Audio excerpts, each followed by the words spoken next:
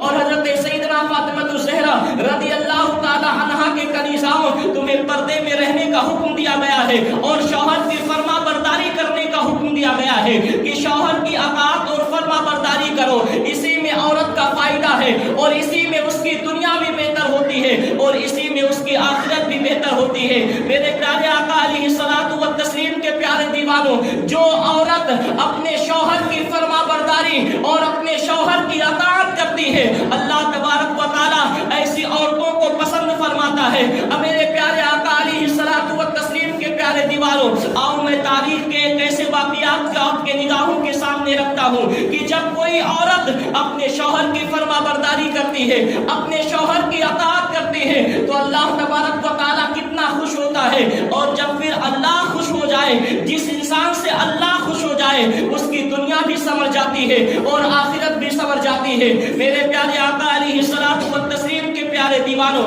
ایک شوہر تھا، جب اس کو سفر کے ارادے سے گھر سے باہر جانا ہوا، اس نے اپنی عورت سے کہا، دیکھو میں سفر کے ارادے سے گھر سے باہر جا رہا ہوں، مجھے آنے میں کتنا وقت لگے گا یہ کوئی جانتا نہیں ہے، میں نہیں جانتا ہوں کہ مجھے آنے میں کتنا وقت لگے گا، میں 2 دن میں بھی واپس آ سکتا ہوں، 2 مہینے میں بھی واپس آ سکتا ہوں، مجھے آنے میں وقت لگ سکتا ہے، دیکھو میں گھر سے باہر جا رہا ہوں، لیکن میں تمہیں تاکید کر کے جا رہا ہوں کہ کبھی بھی تم گھر سے باہر نہ نکلنا، اس گھر کی حفاظت کرنا اور کبھی بھی اپنے گھر سے باہر نہ نکلنا۔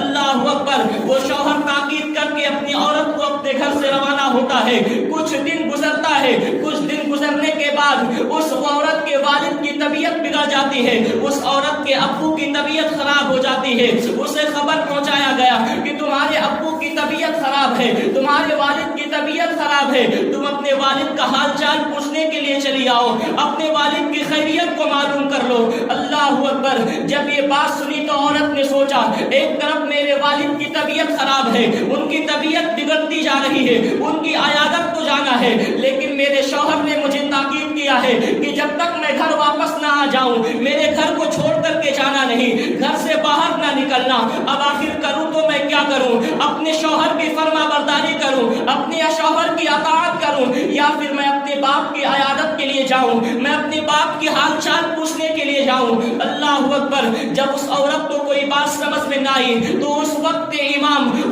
امام اعظم، جسے پوری دنیا امام اعظم ابو حنیفہ کے نام سے یاد کرتی تھی، اس نے ایک چٹھی لکھی اور امام اعظم ابو حنیفہ رحمت اللہ تعالی علیہ سے سوال کیا، حضور آخر میرے مسئلے کا جواب دے دیجئے۔ میرے شوہر نے مجھے تاکید کی تھی کہ میرے شوہر نے مجھ سے تاکید کی تھی کہ جب تک میں واپس نہ آ جاؤں میرے گھر کو چھوڑ کر کے جانا نہیں، گھر سے باہر نہ نکلنا۔ حضور میرے والد کی طبیعت خراب ہے، میرے والد کی طبیعت بگڑ رہی ہے اور میں اپنے والد کی عیادت میں جانا چاہتی ہوں، اپنے والد سے ملاقات کے لیے جانا چاہتی ہوں۔ حضور کیا میں جا سکتی ہوں؟ کیا میں اپنے والد کی بیمار کی تیمارداری کے لیے جا سکتی ہوں؟ امام اعظم ابو حنیفہ رحمۃ اللہ تعالی علیہ نے فرمایا، جب تمہارے شوہر نے تمہاری تاکید کی ہے کہ جب تک میں گھر واپس نہ آؤں تم گھر سے باہر نہ نکلنا، تو چونکہ شوہر کی فرما برداری عورتوں پر فرض قرار دی گئی ہے، اس لیے اپنے باپ کی تیمارداری کے لیے، اپنی باپ کی عیادت کے لیے نہیں جا سکتی ہو۔ اللہ اکبر! اس عورت نے جب وہ فتویٰ پڑھا تو اس نے اپنے آپ کو سنبھالا، اپنے آپ کو روکا، کہا میں شوہر کی فرما برداری کروں گی۔ کچھ وقت اور بگڑا اور اس کے والد کا آخری وقت قریب آ چکا تھا، ان قریب اس کے والد مرنے والے تھے۔ لوگوں نے خبر بھجوائی کہ دیکھو تمہارے والد کا انتقال ہونے والا ہے اور ایسا نہیں لگتا ہے کہ وہ زیادہ زندگی اور دنیا میں گزار پائیں گے، وہ تم سے ملاقات کرنا چاہتے ہیں، تم سے ملنا چاہتے ہیں، تم سے کچھ بات کہنا چاہتے ہیں، جا کر کے اپنے والد سے ملاقات کر لو، اپنے والد سے مل لو۔ اللہ اکبر!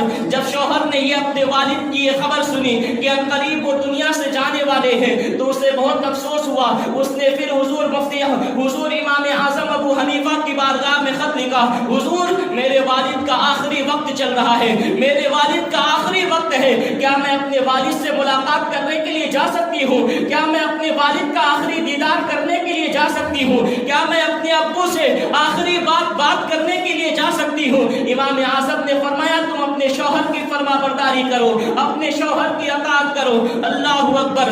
وقت اور گزرتا گیا، ایک وقت آیا کہ اس کے والد کا انتقال ہو گیا، اس کے والد اس دنیا سے کوچ کر کے چلے گئے۔ لوگوں نے خبر दिया, बेटी तेरे वालिद का इंतकाल हो चुका है, तेरे वालिद इस दुनिया से चले गए हैं, अब तो जाकर के अपने वालिद का आखिरी चेहरा देख ले, आखिरी बार अपने वालिद का दीदार कर ले।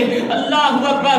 अभी भी शौहर घर पे नहीं आया है। उस बेटी ने फिर इमाम आज़म अबू हनीफा की बारगाह में खत लिखा, हुजूर मेरे वालिद का इंतकाल हो चुका है, क्या मैं आखिरी दीदार के लिए अपने वालिद के पास नहीं जा सकती हूँ? क्या मैं अपने वालिद का आखिरी दीदार नहीं कर सकती हूँ? हुजूर मुझे इजाजत दे, मैं अपने वालिद का आखिरी दीदार करना चाहती हूँ। अल्लाह अकबर। इमाम आज़म ने फरमाया कि नहीं, शौहर की अताअत और फरमा बरदारी तुम पर फर्ज है। शौहर ने इजाजत नहीं दी है, अपने बाप का चेहरा भी देखने नहीं जा सकती हो, आखिरी मुलाकात भी अपने बाप से नहीं कर सकती हो, आखिरी दीदार भी अपने बाप का नहीं कर सकते हो।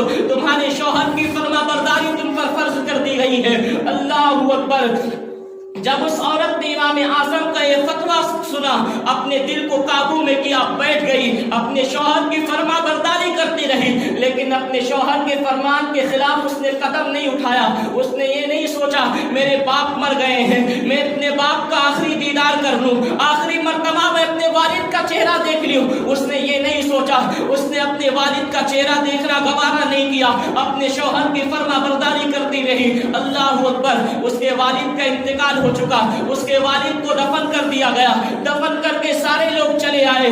अल्लाह अकबर। जब वो रात आई, जब वो रात वो बेटी जब अपने बिस्तर पर सोई, इस गम के साथ कि मेरे वालिद का इंतकाल हो गया है, मैं अपने वालिद का चेहरा भी नहीं देख पाई हूँ, इसी गम के साथ वो रात में सो गई। जब रात में वो सोती है तो किस्मत बेदार होती है, वो ख्वाब देखती है और ख्वाब में देखती है कि मेरे वालिद मोहतरम, मेरे अब्बू जान जन्नत के बागात में टहल रहे हैं, जन्नत के बाग के अंदर घूम रहे हैं। अल्लाह अकबर। उस बेटी ने पूछा, अब्बा जान आपको ये जन्नत कैसे नसीब हुई? आप इस जन्नत के महल में क्या कर रहे हैं? आखिर आप इस जन्नत में क्यों टहल रहे हैं? आखिर आपको जन्नत कैसे नसीब हुई? तो उस बाप ने कहा, बेटी तूने अपने शौहर की अताअत और शौहर की फरमा बरदारी ऐसी की कि मेरे मरने के बाद भी तूने